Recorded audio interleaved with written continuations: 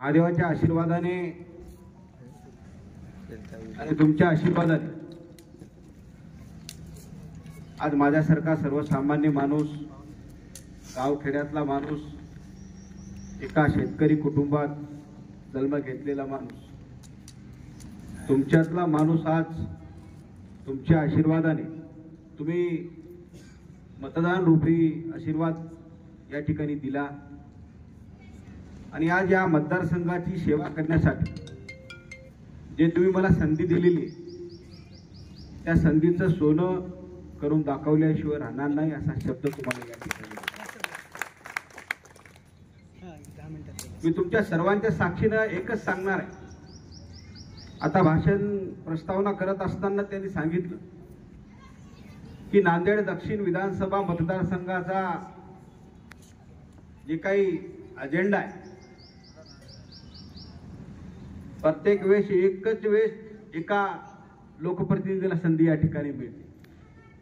परंतु तुम्हाला मी सांगतो, मी आमदार म्हणून तर 5 वर्षे किंवा त्याही पुढे कधीच आमदार म्हणून मिरवणार नाही, आमदार म्हणून कधी गाजवणार नाही. तुम्ही मला जी संधी दिलेली आहे, मी तुमच्यातला एक सर्वसामान्य माणूस, ज्या पद्धतीनं तुम्ही प्रस्तावनामध्ये सांगितलं की आपल्यातला माणूस, आपला माणूस, खरंच मी तुमचा माणूस आहे, तुमच्यातला माणूस, सर्वसामान्यातला माणूस. माझ्या घरामध्ये काही कोणी आमदार नव्हतं, खासदार नव्हतं, माझ्या घरामध्ये कुठं राजकारण मोठी या ठिकाणी नव्हतं. परंतु ज्या पद्धतीनं तुम्ही मला प्रेम दिलं,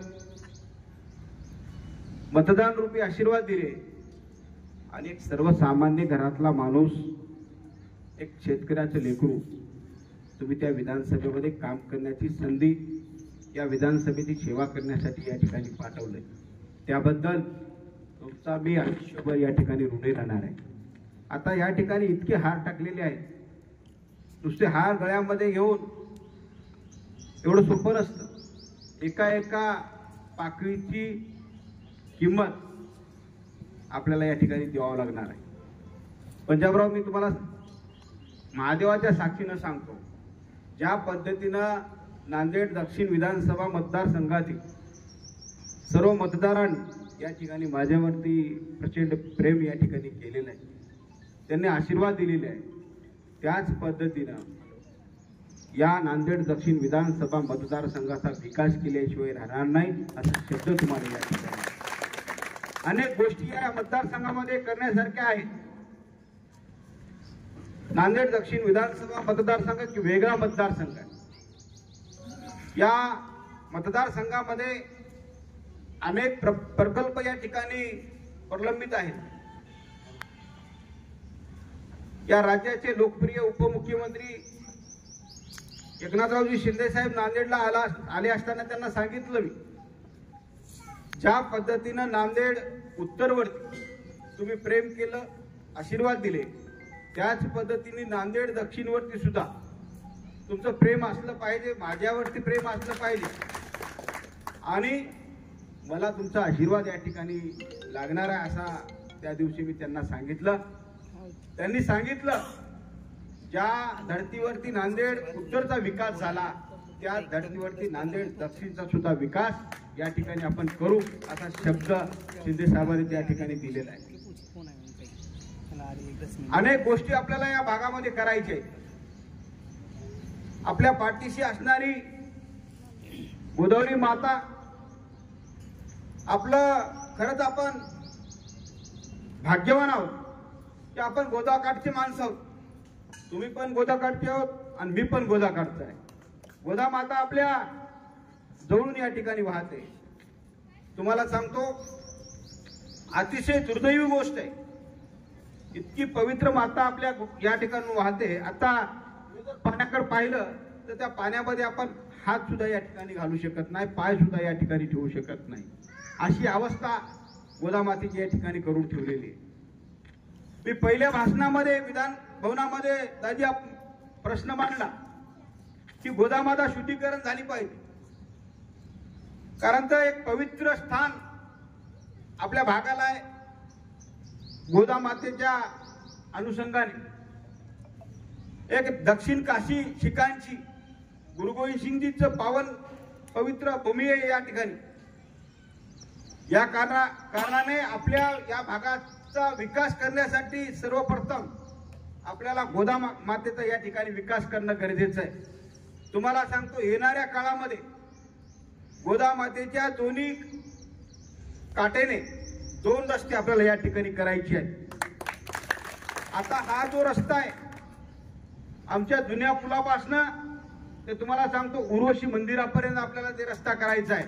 आणि याही बाजूनं दोन्ही गोदाकाठच्या दोन्ही बाजूने आपल्याला नाही घाट तयार करायचे आहेत. शिरूर नदीच्या धर्तीवरती आपल्याला गोदाकाठचा या ठिकाणी विकास करायचा आहे. माणूस वाजेगावहून निघाल्याच्या नंतर तुम्हाला सांगतो आपल्या त्या ब्रिजवरती गेला पाहिजे.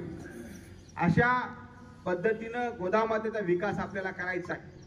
अनेक गोष्टी करण्यासारख्या आहेत, ते आपण निश्चितपणे केल्याशिवाय राहणार नाही. कारण तर मी एक तुमच्यातला माणूस आहे, गावखेड्यातला माणूस आहे. गेली 25 वर्षे बोंडार गावचा सरपंच म्हणून मी काम पाहिलेलं आहे. मला गावातल्या प्रत्येक माणसाची जाणीव आहे, गोरगरिबाची जाणीव आहे, शेतकऱ्याची जाणीव आहे. शेतकऱ्याचं लेकरू असल्यामुळे शेतकऱ्यांची काय अडीअडचण आहे त्याची जाणीव आहे. रोज मजूर करणारे लोक आहेत त्यांची जाणीव आहे. त्यासाठी प्रत्येकासाठी काम करण्याची भूमिका या ठिकाणी मी घेतलेली आहे. येणाऱ्या काळामध्ये प्रत्येकासाठी काम करण्याचा शब्द तुम्हाला या ठिकाणी देतो. कवठा भागामध्ये आपलं गाव नवीन वसाहतीमध्ये आहे. अनेक वसाहती आपण या ठिकाणी वाढताना दिसत आहेत. नवीन डेव्हलपमेंट या ठिकाणी चालू आहे. या भागामध्ये आपल्याला मोठ्या प्रमाणामध्ये विकास करायचा आहे बांधवांनो. त्यासाठी या खात्याचे मंत्री आमचे नेते आदरणीय उपमुख्यमंत्री एकनाथरावजी शिंदे साहेब आहेत. त्यांना मी साकडं घातलेलं आहे की कवठा सारखा भाग आहे, वसरणी सारखा भाग आहे, शिडको हडको सारखा या ठिकाणी भाग आहे. या भागासाठी अनेक प्रकल्पासाठी या ठिकाणी निधी उपलब्ध करून देण्याचं साकडं त्या दिवशी मी त्यांना घातलेलं आहे. नगर विकास खात्याच्या माध्यमातून या भागाचा विकास करण्यासाठी हजारो कोटीचा निधी या ठिकाणी आपल्याला आणायचा आहे बांधवांना. आणि कवठा भागाचा कुठलाही विकास या ठिकाणी शिल्लक राहणार नाही. अनेक नवीन वस्त्या या ठिकाणी होत आहेत, नवीन डेव्हलपमेंट या ठिकाणी होत आहे. त्या भागाचा विकास आपल्याला करायचा आहे. तुम्ही जे जे काम सांगसाल ते काम करून देण्याचं वचन तुम्हाला या ठिकाणी देतो. कवठ्यासाठी जे काही निधी लागणार आहे तुम्ही हक्काने सांगा. मला आताही आठवते, आता सांगितलं पंजाबरावनी, मी कवठ्यामध्ये कुठेही मतदानाचा या ठिकाणी गाजावाजा केला नाही.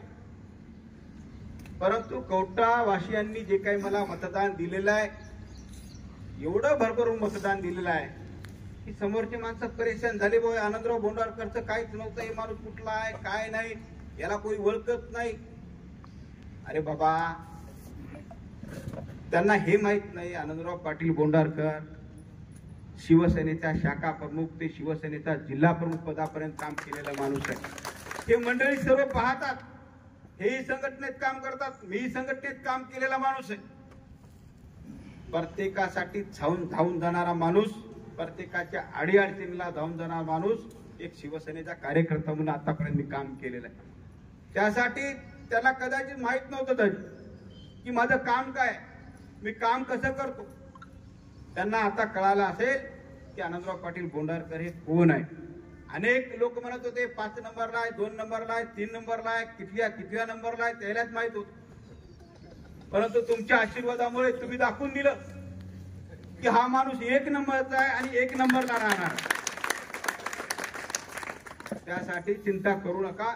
तुम्ही तुमच्यातला माणूस निवडून दिलेला आहे, तुमच्या हक्काचा माणूस निवडून दिलेला आहे.